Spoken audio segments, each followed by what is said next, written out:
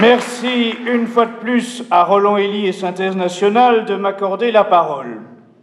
D'abord, deux constats rapides. Nous avons ici, durant ce week-end, une concentration de fichiers S qui est sans doute exceptionnelle. Et les nationalistes ici présents savent à quel point ils sont, depuis maintenant plusieurs années, sous une surveillance qui ne laisse rien passer. Vos adresses électroniques, vos sites internet, vos réseaux sociaux du type WhatsApp, Facebook, Twitter, etc. Tout cela est passé minutieusement sous le regard de la police de la pensée. Mais un agent administratif de la direction de la préfecture de police de Paris peut se convertir à l'islam en 2008, fréquenter les milieux salafistes, cesser de saluer ses collègues féminins, tenir des propos suspects au sujet des attentats, adopter des tenues vestimentaires islamiques, sans que cela n'allume aucun signal d'alarme parmi les services de renseignement. Soit il y a là une incompétence qui dépasse toute imagination, soit il y a là un véritable souhait de chaos organisé. Deuxième constat, on nous parle de liberté d'expression, de démocratie, et pourtant, dans le même temps, eh bien, nous voyons Emmanuel Macron aller au dîner du CRIF, promettre la dissolution du bastion social, et nous voyons que cette promesse faite au CRIF est rapidement suivie des faits, exit le bastion social. Nous voyons la condamnation de militants de génération identitaire. Oh, tenez-vous bien, quels crimes infects ont-ils commis? Ils se sont postés à l'une de nos frontières, ils ont montré que celle-ci devait être défendue, et ils ont, quelle audace, porté des anoraks bleus qui auraient pu être confondus avec l'uniforme de la gendarmerie. Il fallait donc les condamner. Formidable. Nous voyons aussi Zemmour être, ces temps-ci, poursuivi devant les tribunaux. Et bien sûr, il y a là de quoi s'interroger, s'inquiéter légitimement lorsque celui-ci tient des paroles que nous pourrions tenir nous aussi, que nous tenons d'ailleurs nous aussi, mais nous n'avons pas accès aux télévisions comme lui. Et nous voyons ce Zemmour être poursuivi donc devant les tribunaux, mais observez quand même que lui, tout en étant poursuivi devant les tribunaux, il obtient encore tout récemment une émission sur CNews du groupe Canal+. Bon, nous verrons ça dans la suite de ce que je vais vous dire. Il y a là peut-être une question qui devrait se poser. Nous voyons également Alain Soral être condamné à 2 ans de prison ferme parce qu'il a relayé sur le site Égalité et Réconciliation un clip de rap en faveur des Gilets jaunes. Et tenez-vous bien, dans ce clip vidéo, le chanteur en question met au feu une pancarte sur laquelle sont inscrits les noms de Rothschild et d'Attali. Il n'en fallait pas plus pour que les tribunaux de la police de la pensée considèrent qu'il y avait là un effroyable appel à la violence en faveur de ces bienfaiteurs de l'humanité que sont Rothschild et Attali.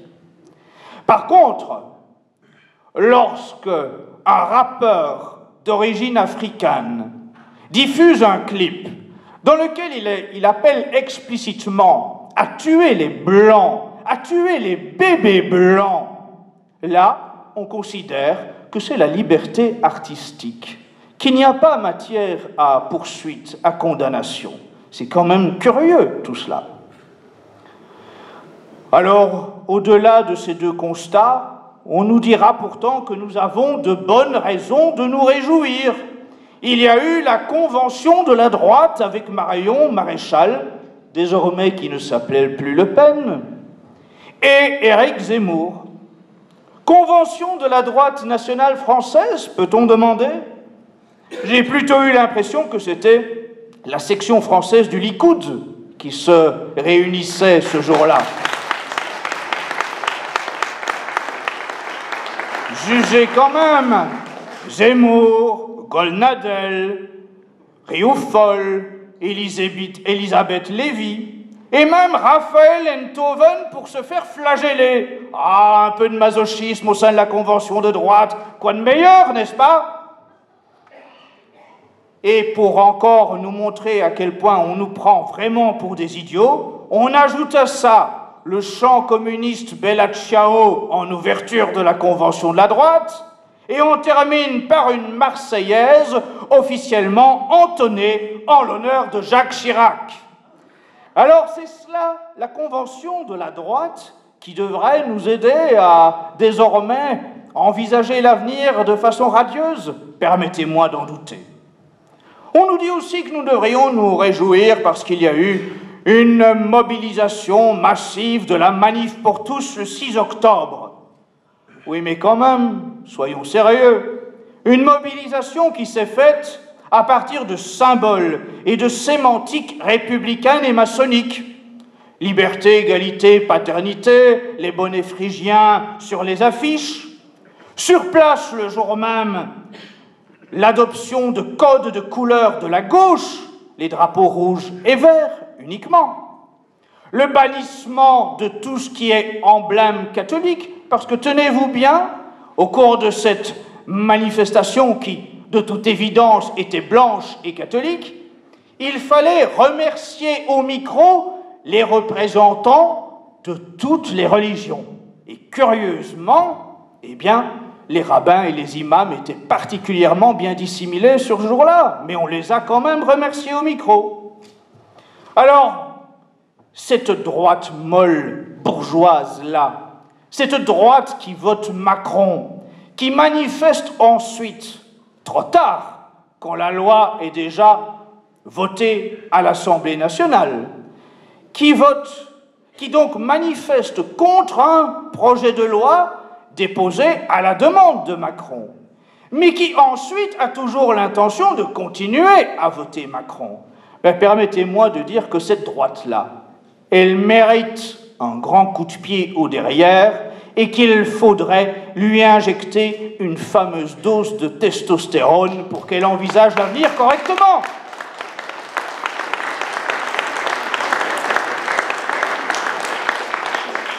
Est-ce à dire que tout est bouché à l'horizon? Non, bien au contraire. Et je voudrais vous inviter toutes et tous à envisager ce qui pourrait être l'objet de véritables victoires. Les véritables victoires, ce n'est pas simplement nous réjouir de bons moments que nous passons ensemble. Ce n'est pas simplement nous réjouir de communier ensemble à de grandes manifestations. Les vraies victoires, c'est quand nous pouvons emporter des morceaux de pouvoir. Et il y a, dans les prochains mois, une véritable opportunité d'emporter des morceaux de pouvoir. Ce sont les élections municipales de mars 2020. Écoutez-moi bien, je vous en conjure. L'Association des maires de France a officiellement annoncé qu'en mars 2020, il y aurait entre 2000 et 5000 communes dans lesquelles personne ne semble vouloir se présenter aux élections.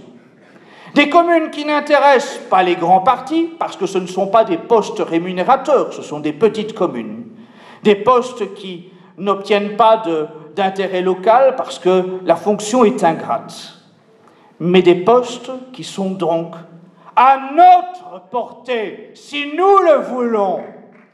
Songez que, puisque personne n'a l'intention d'y aller, si nous avions cette audace, si nous avions cette intelligence, si nous adoptions cette stratégie, il y a entre 2 et 5 000 communes qui peuvent être, le soir du 22 mars, dans nos mains, parce que le fait simple de s'y présenter permet de s'emparer de la mairie locale. Cela ne s'est jamais produit, c'est une opportunité unique.